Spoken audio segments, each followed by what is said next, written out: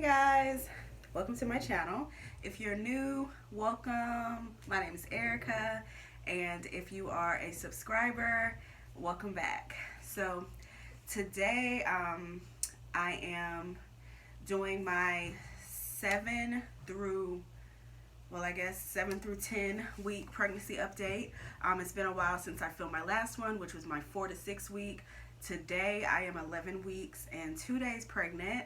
So I'm so excited to be almost done with the first trimester. It was tough.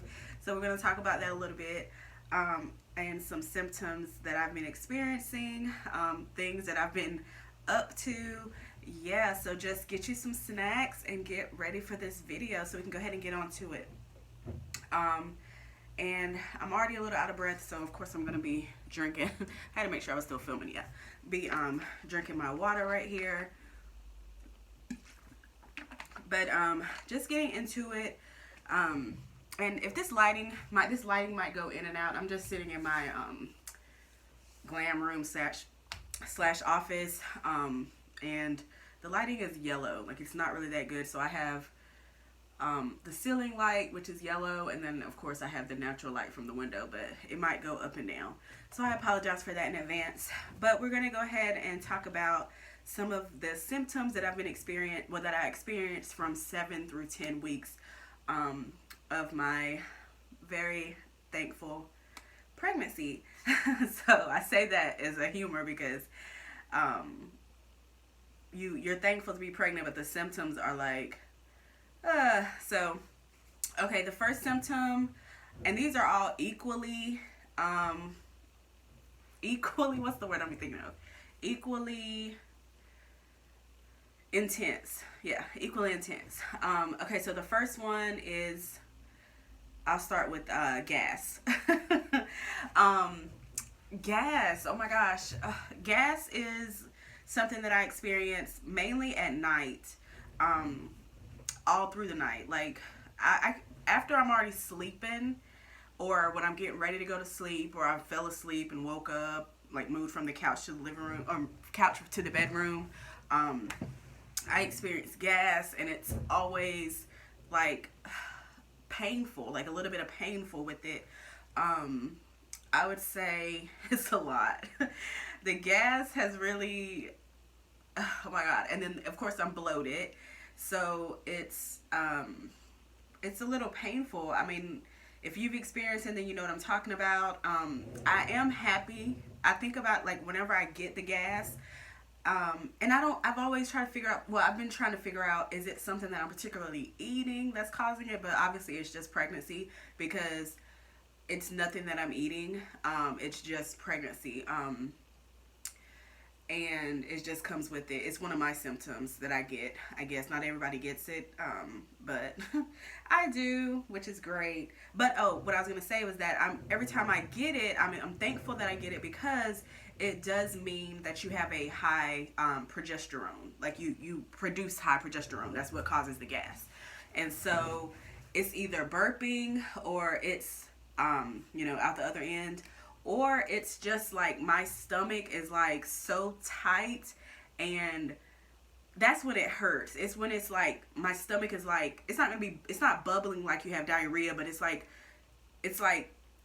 burping inside. I can't explain it. If you've ever experienced it, it's trapped. Okay, trapped gas. And it doesn't relieve itself unless you let it go, and until it's ready, you can't. So, and then also, like, trying to actually use the bathroom, I'm not able to go to the bathroom. Like, so of course, constipation comes with pregnancy. This pregnancy's constipation is not as bad as my last one. I would say I'm using the bathroom more. I am eating more, so let's get to that. This is another thing that's different from my last pregnancy, and I don't know if I mentioned this in my last update or not, but my last pregnancy, I did not want anything to do with food, meat, just food, chicken, oh God. But this pregnancy, since day one, I've been ravenous. I mean, I can see my weight gain in my face, in my arms. I can see my weight gain, but it's because I've been eating. And if this baby wants to eat, if I'm not feeding it, if I'm not feeding my hunger, I'm getting nauseous. So I'm eating from week 7 to 10. I was probably eating every 2 to 3 hours, like on the clock. And if I was not eating something, whether I had, I mean, it was probably like 5 or 6 meals a day. It was insane. It has finally calmed down a little bit, but still, if I let myself get hungry, I'm not. I feel the nauseous feeling that I hate. So I have been eating and craving more fruit than ever. I don't know what it is, but fruit is probably one of the top cravings I have. Oh my God, all fruit. Like, my mom, she came over probably a couple weeks ago, and she made me a fruit salad. And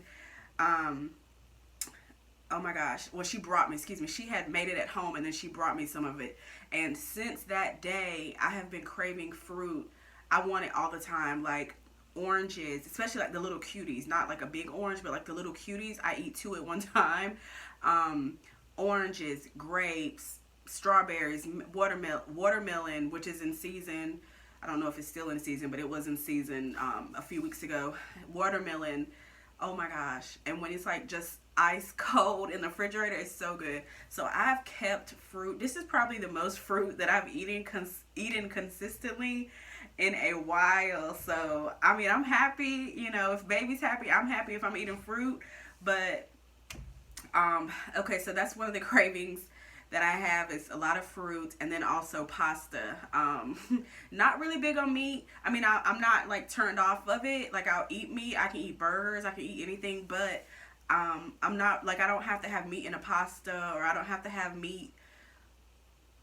I can go all day without really eating meat, because I'm not really like craving any meat at all. Unless right then I'm like, I want some meat. But I'm not really like caring about having meat and pasta. I can really just, what I've been kind of on, which I know this is really why my face is so swollen and like puffy, is from the gluten, because I have not been doing gluten-free pasta. I normally do either gluten-free, or if the store doesn't have gluten-free that I go to, then I'll get like whole grain. But I have not even been caring. I've been getting all the wheat pasta, or you know, all the gluten pasta, and just doing Alfredo sauce with it. Like,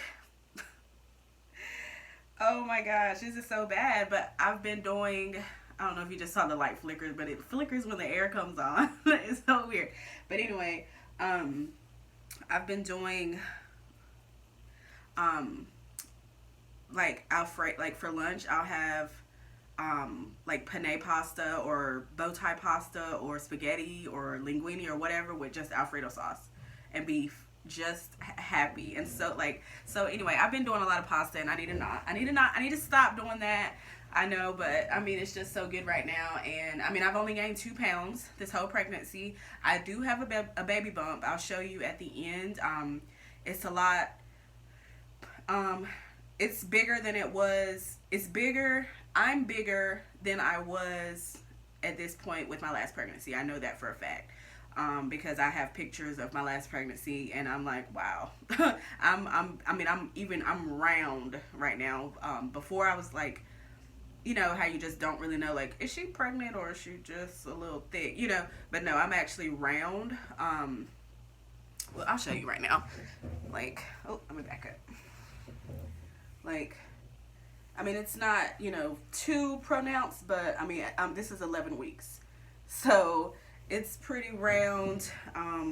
Yeah. So it's actually really surprising to me. I don't have a bra on, so sorry about that, but I'm home. But yeah, so this is baby. Hey baby. So yeah, but when I get to my second trimester, I've already told myself, like, I'm gonna cut down on the pasta, because I know that, you know, I want to give my baby less pasta, because I don't want it to come out addicted to carbs, you know, because carbs are good and I love carbs, but I'm trying to, um, like as soon as I drop this baby, I'm gonna get a personal trainer. I'm this weight is coming off. Like I'm trying to get back to my like pre pregnancy weight, like the weight I was before I even had my last pregnancy, so which ended in loss. But I never, excuse me, this is the gas. I never lost that weight from my first pregnancy, so I'm going to get back to my pre pregnancy weight, which was like 145, 150. So well, I mean, I was actually smaller than that. I was like 137 was my lowest, but I'm comfortable with being 145, 150. I really don't want to get that small again. But 145, 150, that's where I really want to be. So yeah, so once this pregnancy is over, yeah, I'm getting a personal trainer. I'm just like, nah, I'm bouncing all over the place. I hope y'all don't mind. Okay, so talked about food, talked about gas, talked about what else? Okay, let's see. Another thing that I was going to talk about was, of course, exhaustion. I'm finally being able to wake up and not feel so exhausted. Probably starting at week 10, week 7 through 9, I was still very, very, very tired. I could fall asleep. Like I had to have a nap by 11. I had to have a nap like a few times a day, honestly. And I was in bed by like 7 for the night. And then when I would wake up, I would still be tired like in the morning, like. And so I'm like, who is this person? Because I am a morning person. I've always been a morning person. Like if I schedule something, if they're like, what's better for you, morning or afternoon? Like morning. It's always been what I say. Just because I've always been a morning person. I was born in the morning. You know, I'm just a morning person. So for me to be like wanting to lay in the bed and like not get up and be productive is just not me. Thank God for my mom to come over often and help me, you know, get things organized in my house. Well, keep things organized, help me do laundry, help me, you know, wash the dishes, just different things. I'm so thankful for her because, you know, she knows, well, I don't like to live in clutter. Like when things are cluttered, I feel very like unwell. Like I can't, like, I mean, some people, you know, it's not like OCD or anything. Like everything has to be perfect, but like when there's clutter around, like I'm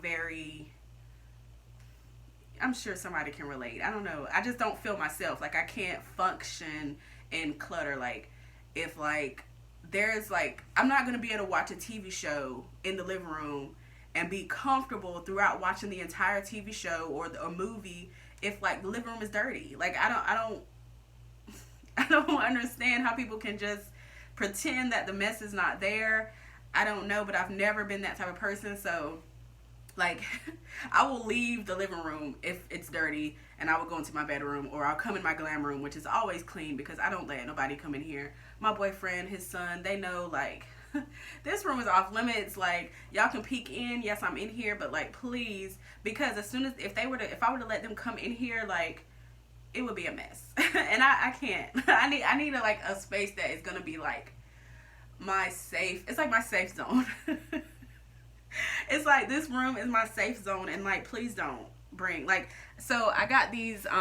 This is going completely off topic, but I got these for Jordan and for his room, and I'm gonna put them like on his wall. I'm gonna get picture frames and incorporate them because he's a basketball and baseball player.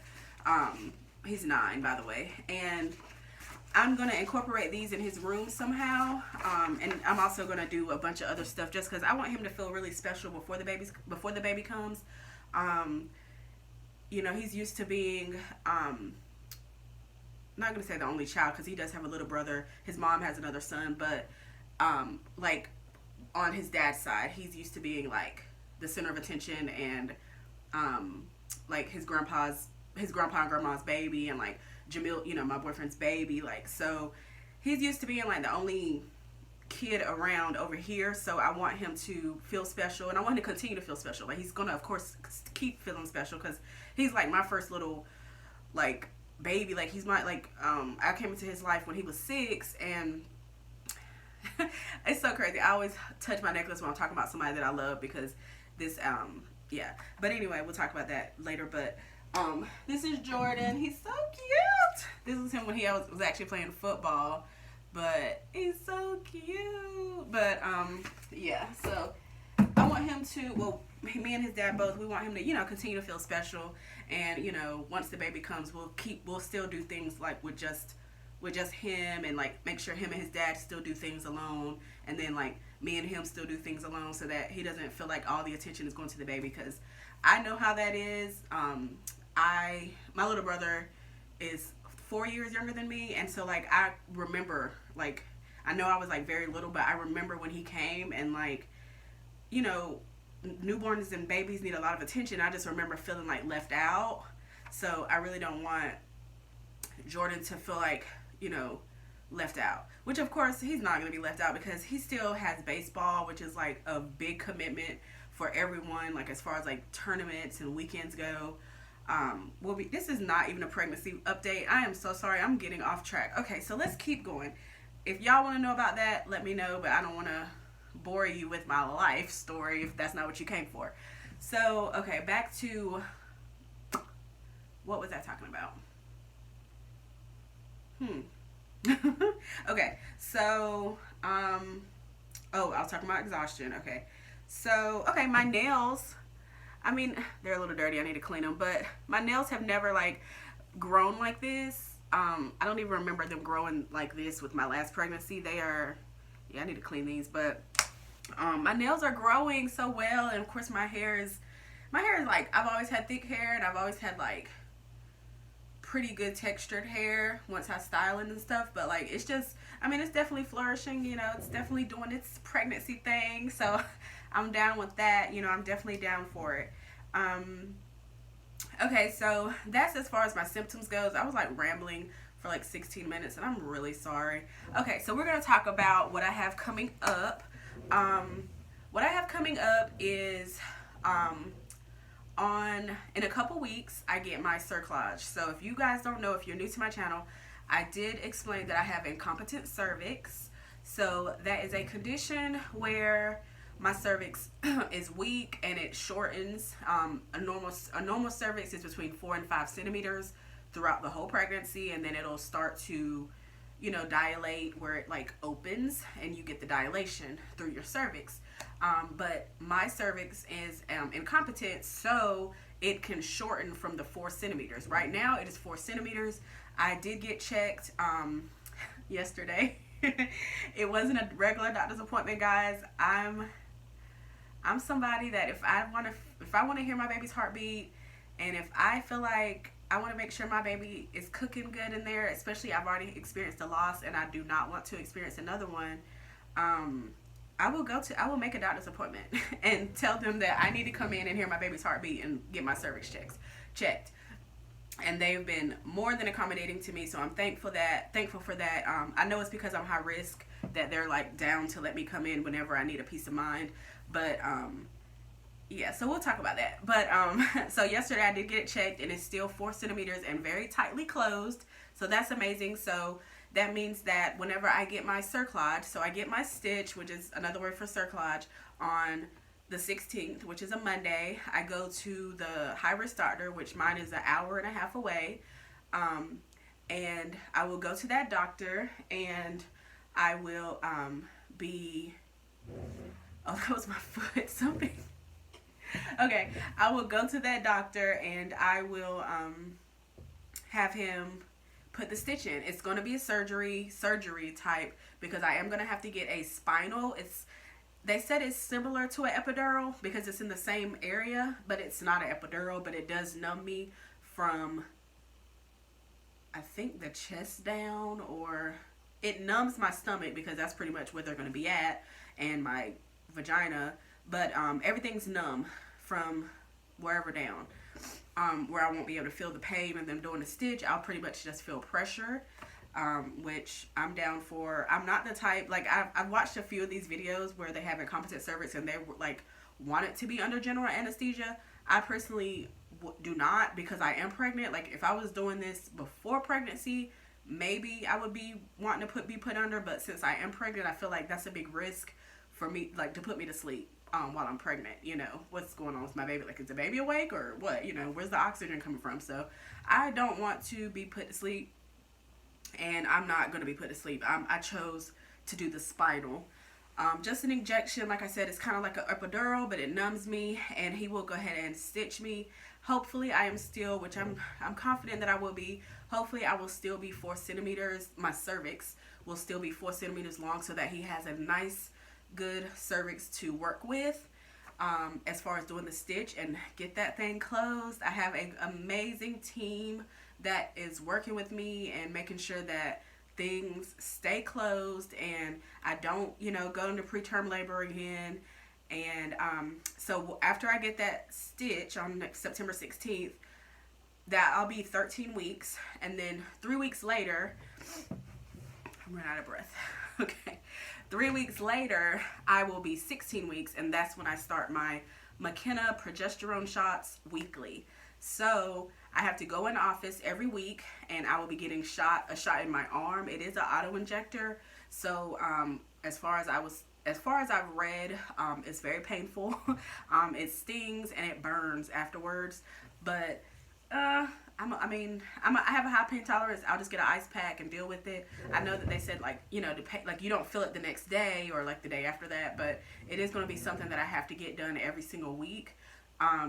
My job is closed on Mondays, so I plan on scheduling. I'm actually off today, but I plan on scheduling, which is not a Monday, but I plan on scheduling my weekly progesterone shots that works out for my job to schedule them for every Monday, because I won't have to ask off work, for that, which they still would be very accommodating because they know my whole history. They want me to bring home a baby.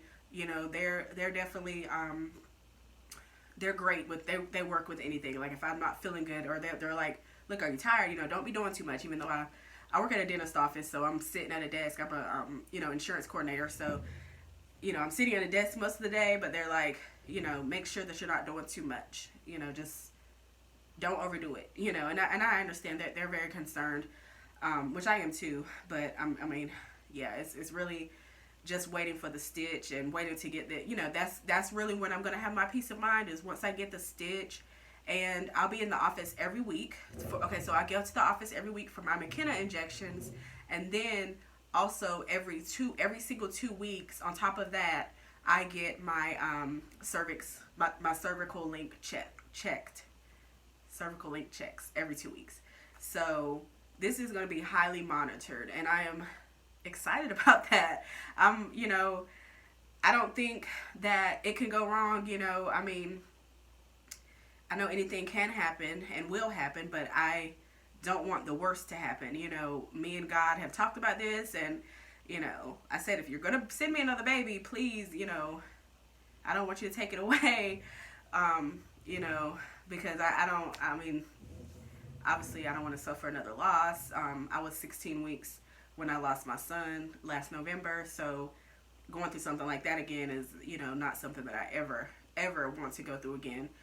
So, this one, like I said, is going to be very highly monitored. I'm thankful for that. Jamil's thankful for that. My mom's thankful for that. So, there's very few people that I have told that I'm even pregnant, just because I don't want to, I just don't want to talk about it. I have told my closest friends. My brothers know, and they're praying for me. My sister knows, and it's just very, very close to us that people know. I just don't want to go through, and anybody doesn't want to go through it, but telling people too early, and then have it, like, then maybe running into them later, and they're like, how's the baby? How's things going? And you're like, the worst happened. So, and I don't want to even think about that. And so this pregnancy is very highly monitored. I'm thankful. I'm blessed. I'm excited because my team, they are very confident that I will go full term, which is at least 36, 37 weeks. So I get my baby in March, either February or March. So I'm excited.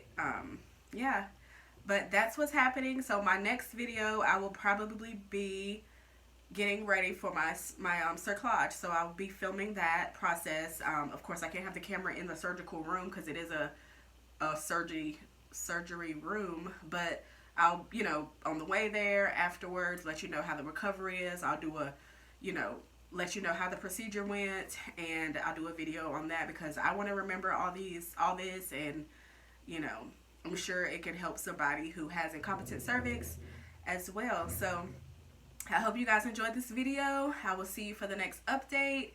And comment down below if you're pregnant. I would love to have pregnant buddies. And I wish you all the best of luck. Thank you so much for watching. Bye.